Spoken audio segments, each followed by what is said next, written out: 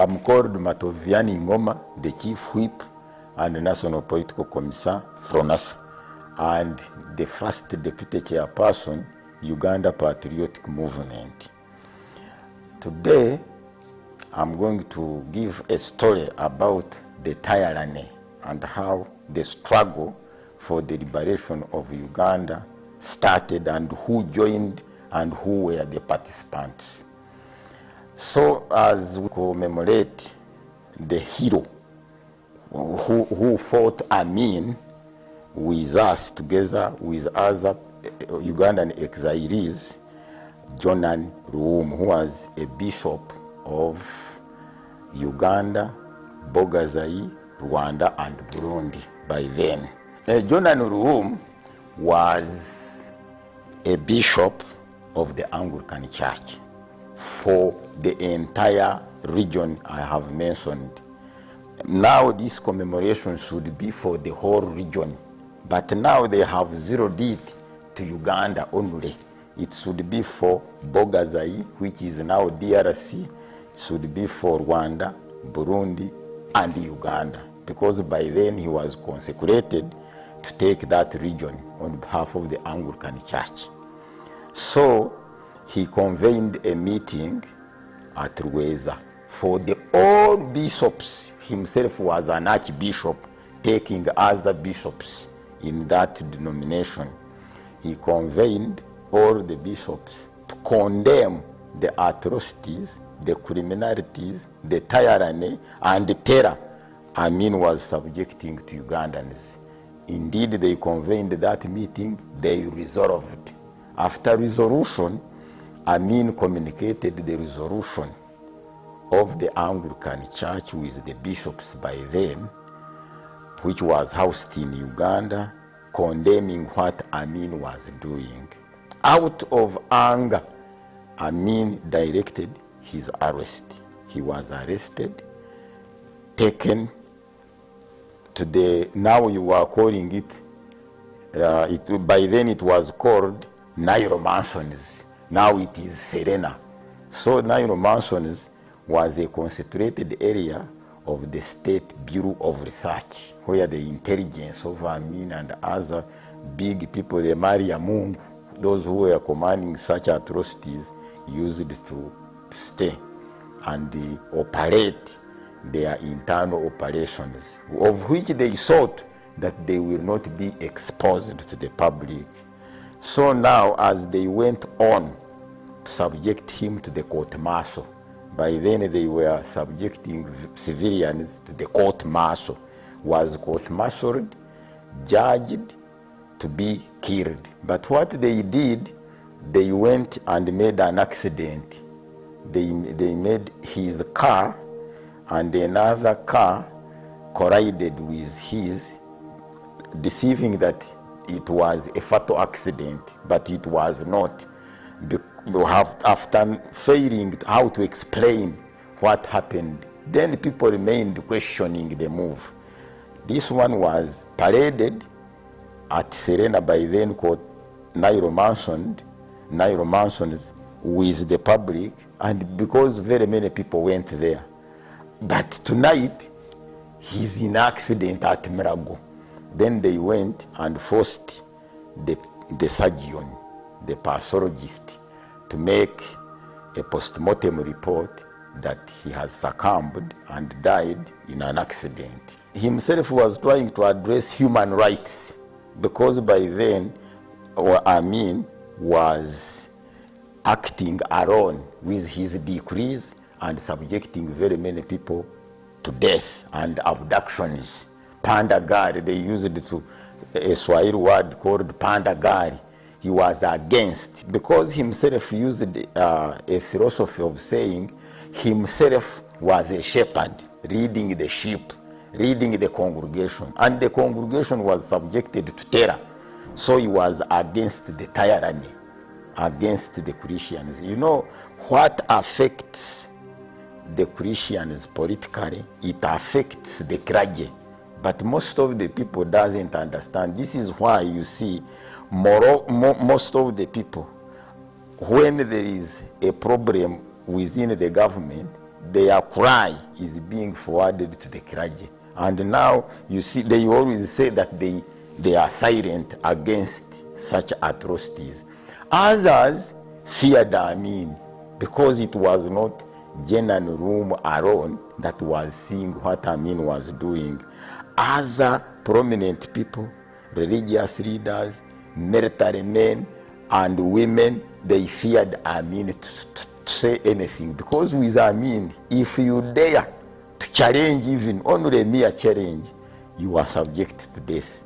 Now, himself said, instead of fearing for my dear life and lose my people, let me die for them. Himself sacrificed to die for Ugandans and make a cause so that Amin can be ousted from government.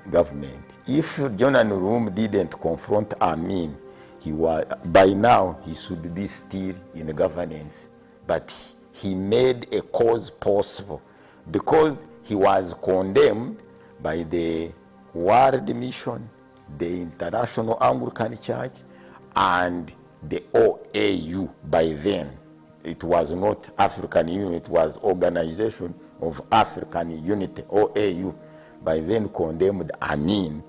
That's what made it possible for Mozambique to support our revolution, Tanzania to support, Zambia to support, and other rival forces that were against the atrocities of Amin to support, because the first meeting of liberating Uganda, because of the international law, other countries refused to support us, because the law was saying that no any other country should interfere in the internal affairs of another state. So the liberation was only left for Ugandans. But when Amin killed John Nurum, who was an international figure, national and East African figure, all the rival forces that were behind human rights, and on that cause, they decided to confront his government and overthrow it, and backed Ugandan exiles to come and overthrow him. His belief, he was merging religion and humanity and human rights, was not only spiritual, he was a human rights activist himself. And we had two in those days. There was another one, was a Catholic Reverend Father called Christopher Okoth. He also joined, Christopher Okoth joined the struggle, having been angered by killing a fellow clergy. He joined the force, he fought Amin up to the overthrow here. The most challenges he faced, he could not read his work proper as it was supposed, because they used it to confront his Namirembe headquarters, confronting everywhere, blocking him to cross from here to DRC, making everything impossible, and even killing the people, and even they stampeded on a Bible. They didn't respect it. One time there was a scenario when they stampeded the Bible, therefore directing that no Christianity should be practiced in Uganda. They had already resolved that this Uganda should be declared an Islamic country. He had already wrote and applied for this one to be included and integrated in an Islamic countries. Therefore, closing every denomination, let it be a traditional one, was not allowed. So he had a strong challenge to restore and sustain and uphold his religion according to how he swore in to uphold the God's work. No, that was a typical challenge which he decided to die for. That of saying that he was engaged in guerrilla activities, those are allegations and fabrications. Either the institutions of government, mostly the investigatory departments, they depend on what they call information. information which comes as a rumor. When you are not steady, that's why they have an analysis. When you don't draw an analysis to analyze whether it is an intelligence report or not, you move by the rumor, by the hatred of the people, because the people, they have a character to use security to fight their internal hatred. They come and fabricate that so and so habits. It stays with the bandits, supports the rebels. Then when you don't subject it to counter investigations and an analysis, you end up crucifying and subjecting innocent civilians in 2 days and imprisonment. This commemoration of this day makes Ugandans and the world not to forget what happened. But when you leave it, we shall forget and have other leaders that may tamper and kill these leaders. But when we have it commemorated, brought to the public, then the public will know that these leaders are God-led. They are not supposed to be subjected to any tampering of any kind. And with this, the cabinet, I thank the cabinet for approving and endorsing this day, because the clergy, the reverends, the sheikhs and other leaders of the denominations supported much all the liberation struggles that we are in up to the liberation of 1986. But we need also Reverend Father Christopher Kosi to be also honored and crowned a hero here, because he's the one who is remaining, who was with FRONASA. He's a founder member, fought with FRONASA up to overthrowing Idi Amin and engaged the struggle of the overthrow of Obote and the Rutwa, those the juntas, the military juntas. But for him, unfortunately, he died in Tanzania, because when Uganda was destabilized, he went back. The lesson which originate from such events and activities are, we need to know how to be patient, tolerant, and accommodate others.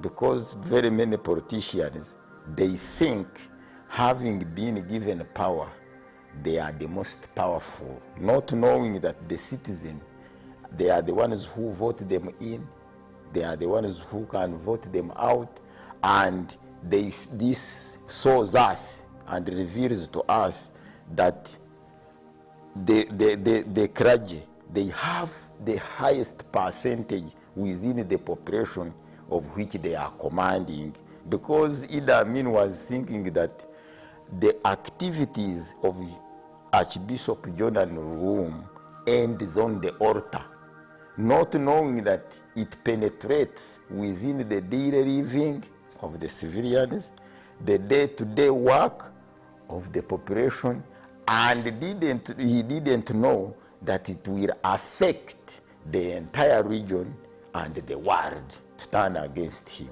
Oruum tried to engage Amin on harmonization, because he visited Amin, and even pictures of him posing a picture in the State House with Jordan Oruum are still in our archives.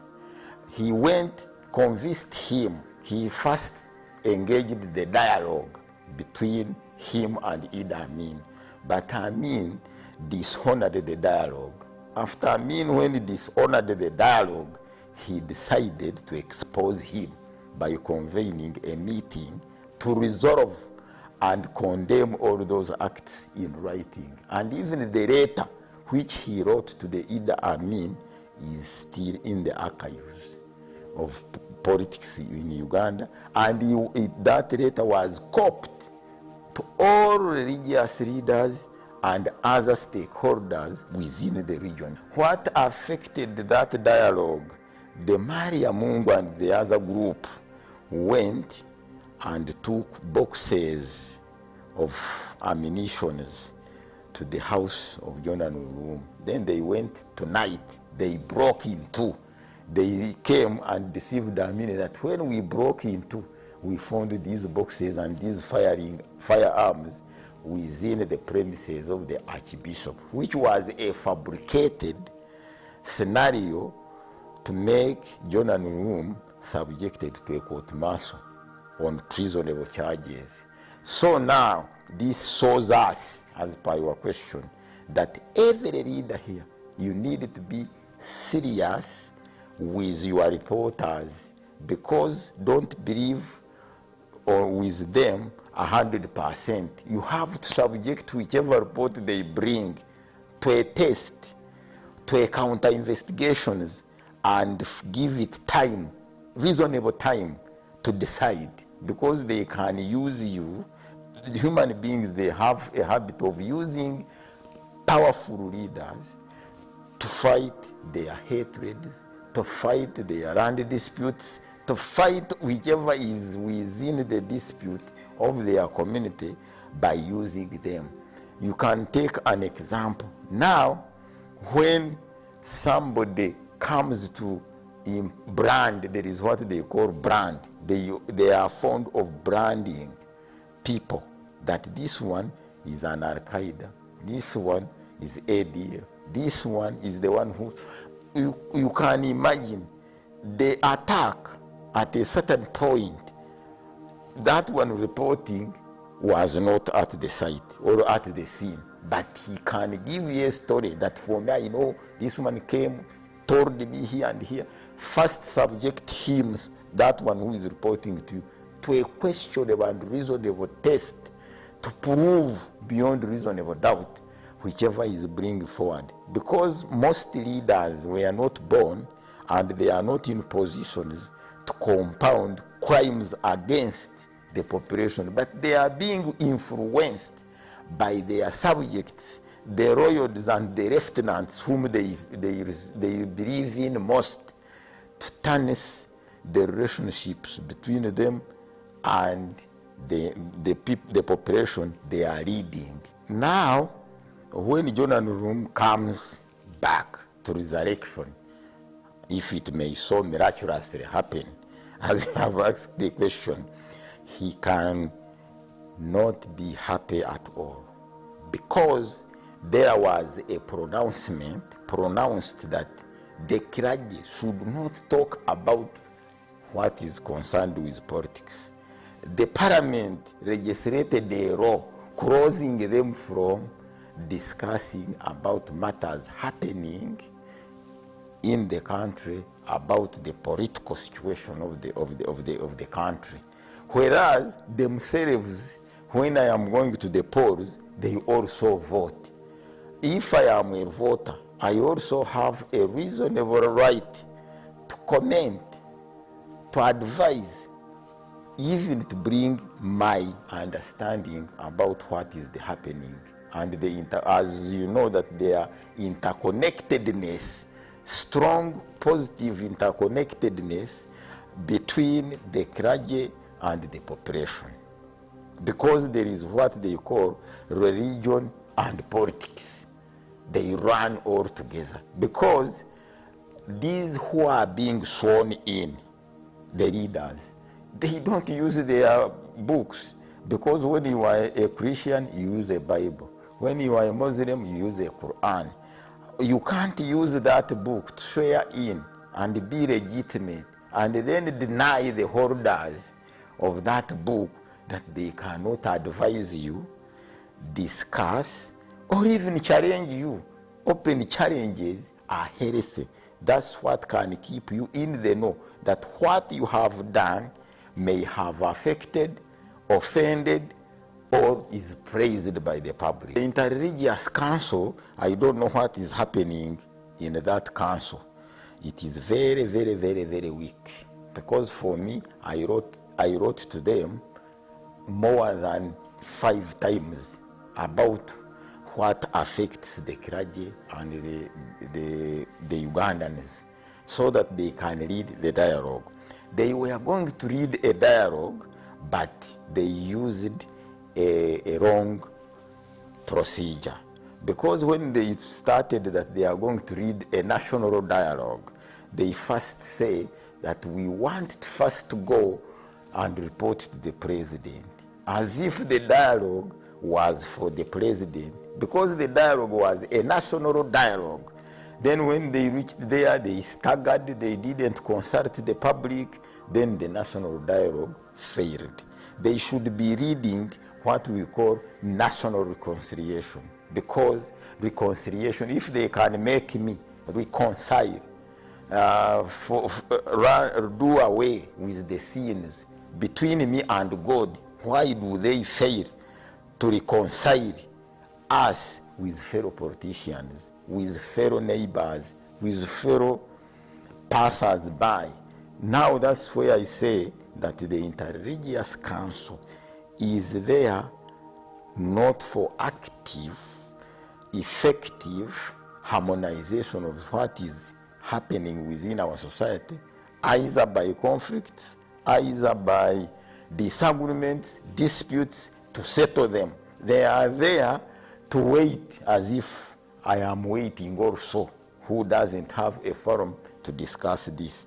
So their cardinal role is to read reconciliation, is to read a fair play, is to read everything to be normal as they are representing God. Because the stable country, security, peace is a pronouncement of God, anchored in stability, peace and unity. They should lead reconciliation teams, stability teams, so that they can break down this. They should move it by indulgence in their canon law. They should go in the roads, in the junctions, in the bars, in the churches, getting the views of the Ugandans, mostly on what happened on the elections, mostly on what is happening, the relationship between the police, the army, and others, so that after prayers of commemorations, they read that document to Ugandans, or entailing all the views of Uganda, Rwanda, Burundi, DRC, of what they are directing the clergy, the political leaders, and the government servants on how to sustain peaceful relationships, stability, and unity, as they have made that seem. But when they will end at the altar praying and giving hands to God, we shall keep waiting for the God's response, of which we may not know what will transpire tomorrow or either today.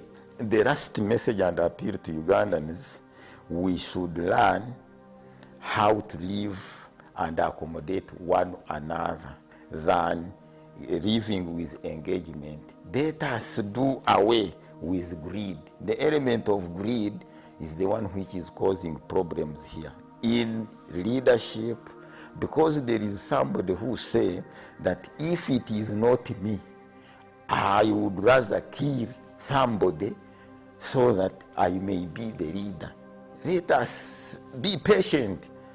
When you are won, concede to defeat, be patient, and I pray to the President of the Republic of Uganda immediately to constitute a reconciliation team to go up to the village level to reconcile our Ugandans. Because what we are seeing on press, because for us our informers are the press, the journalists, whichever we are seeing, politicians are in bitter fights.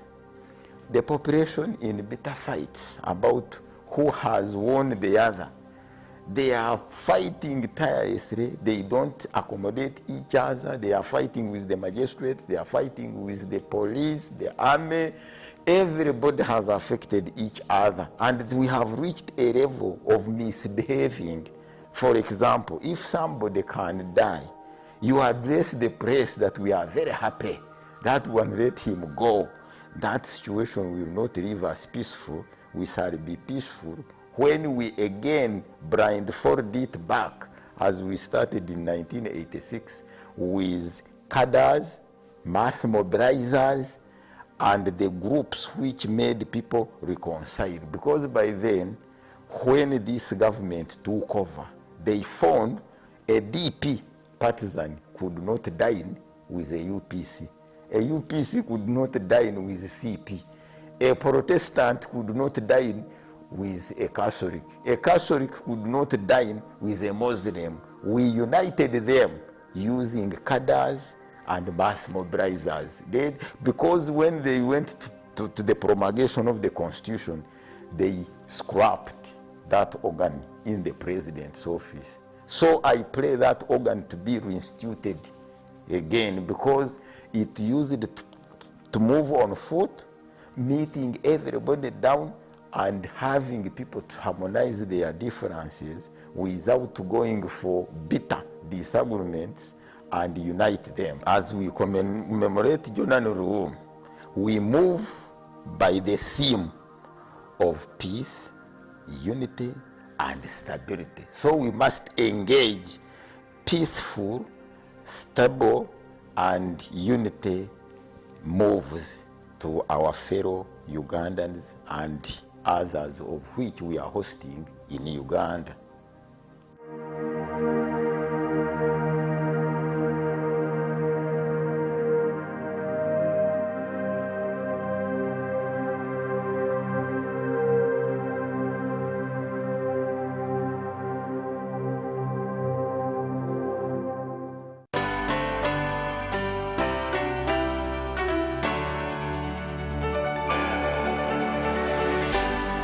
UBC, inspiring Uganda.